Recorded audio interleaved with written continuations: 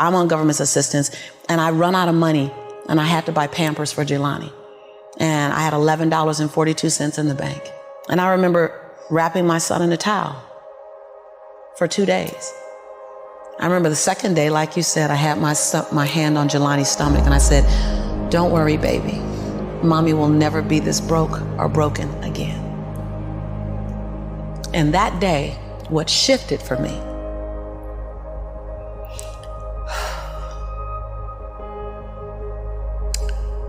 was I was willing, and I don't know if this is going to sound crazy, I was willing to completely die to any form of me that I had been, so that I can birth the woman that I was becoming. The reason why a lot of people won't become who they want is because they're too attached to who they've been. And you hear it all the time when people say, "I've always been this way." Okay, well, if that's working for you, keep doing that. I knew it wasn't working for me any longer. I had hit my version of rock bottom. So I was willing to let go of everything and everybody. See, another reason why people won't get there is because the doorway is for you to fit through. You're trying to carry everybody else through because you're trying to be Rescue 911. And you got to rescue you first. I am much more valuable to my family and to my community because I was willing to let them go through the door myself, teach myself, learn myself, condition myself, and then come back and get them. I'm much more valuable to them now. But I had to go through a window time of 10 years of judgment. You leaving us, hanging out with white people all the time. You going to these crazy countries.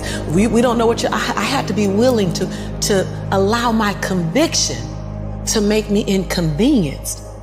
See, we want to grow, but we want to stay liked by everybody. I was willing to be my own rescue at the risk of your approval. But most of us aren't like that. Facebook is an example. We want to be liked. Well, I woke up and I like myself today, so your like is extra. My job is to like me first. I was willing to say every day, "Lisa, you like you? Lisa, are you proud of you? Lisa, are you playing full out?" Every day before I checked in with anybody else. I was willing to inconvenience my entire life. My entire life. I was willing to disrupt my entire life to buy my future, to buy my possibility, to give my dream a chance. See, we're not supposed to tuck our dreams in on the pillow when we get up in the morning. We're not supposed to leave them at home and go and fulfill somebody else's dream. We're not supposed to do that. That's not what we're wired to do. That's not who we are. Your human spirit doesn't care about the economy. The human spirit doesn't care that my son's father went to prison. The human spirit doesn't care what's happened to your family. The human spirit doesn't care about the past. You may have been molested, or your family may have been broke, or you may have been betrayed, or you may have a divorce. Your human spirit doesn't care about any of that. Your human spirit simply says, "What's our command for tomorrow? What do you want to create?" It's not keeping score. Your brain is keeping score because your brain is designed to keep you safe. Your soul, your intuition, your human spirit is designed to make you soar. When you get to the edge, your brain will always tell you to step back. It's always going to tell you to step back. Because you can fall. Always. It's going to tell you to step back. Because before you fell, the last time you did this, you saw someone else fail. You could hurt. You could be off work. It's going to tell you. It's designed to keep you safe. So you have to be willing to play between your brain and your soul. And on some days, you got to just listen to your soul.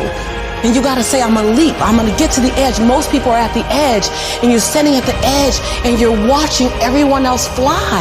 That's Pimp My Ride, Watch My Crib, all this stuff.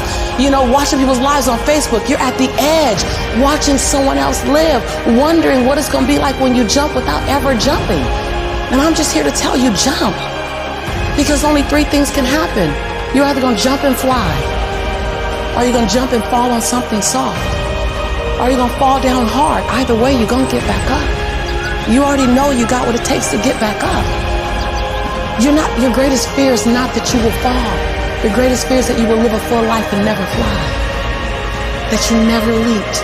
You're not afraid of dying. You're afraid of dying before the world sees who you really are. before they really get your fingerprint, before they really feel your breath, before they really get your contribution, before they really feel you. That's what you don't want to happen. You don't want to leave this place without us knowing you were here.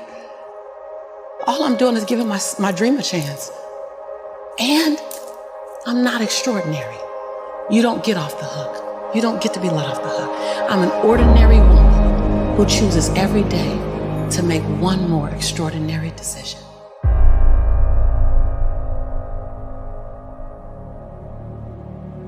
Everything that I need to get back up, I have in me. If I don't have what I need, I can go get it. Once I figured that out, the world was my playground. The question was just, where do I go get it? I don't know about that. Where do I go get it? Right. And I don't come from a learning background where I was a great student. I wasn't, my highest grade in school was a C+. And when I got a C+, I did the happy dance. And so I didn't have a background where studying was natural for me.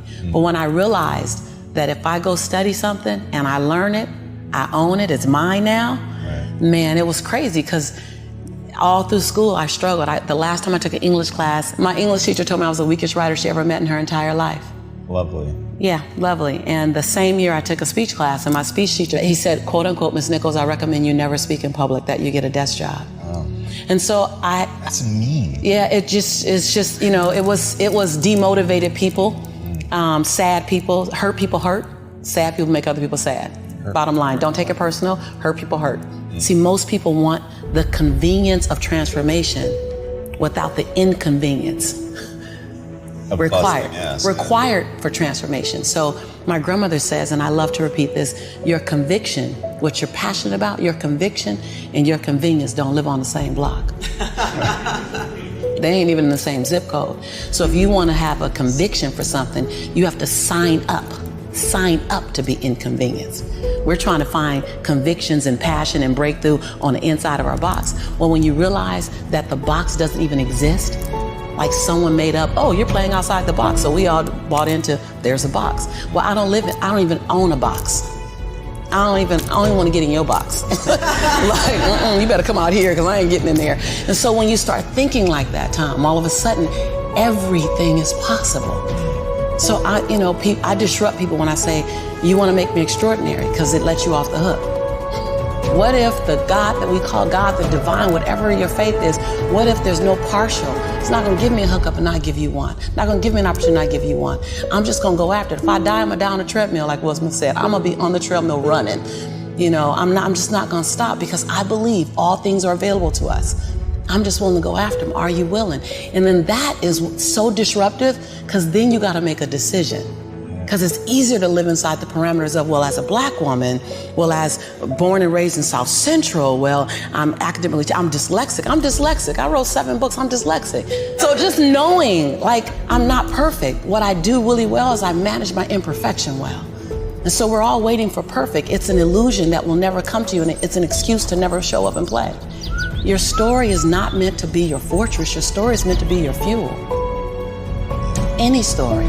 Like the beauty of me being one of the top 1% earners in America is that I was on government's assistance. Right.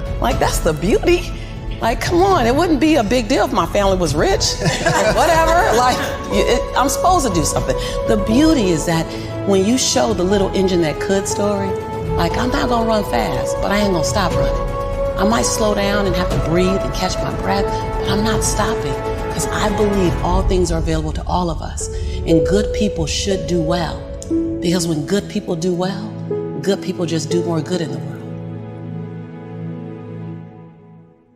I'm that same girl who ran track for Dorsey High School, who struggled to get through high school, who got kicked out of college because I couldn't afford to stay. That was on government. I'm that same girl. I don't forget her.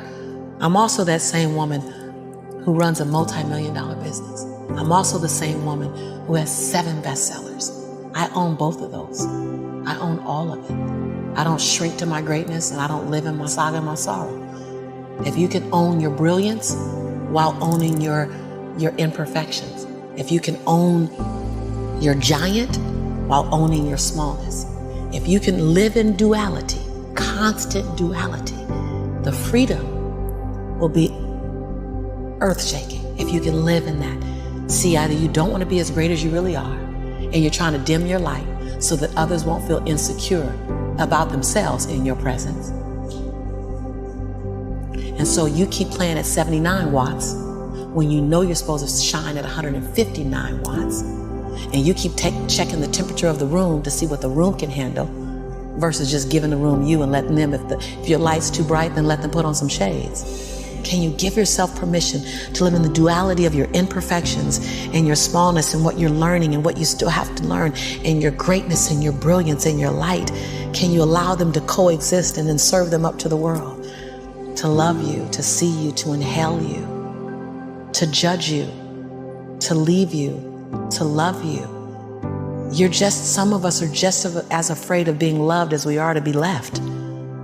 If you go where you've never gone, do what you've never done, and say what you've never said, you'll become the woman and the man you've always known yourself to be.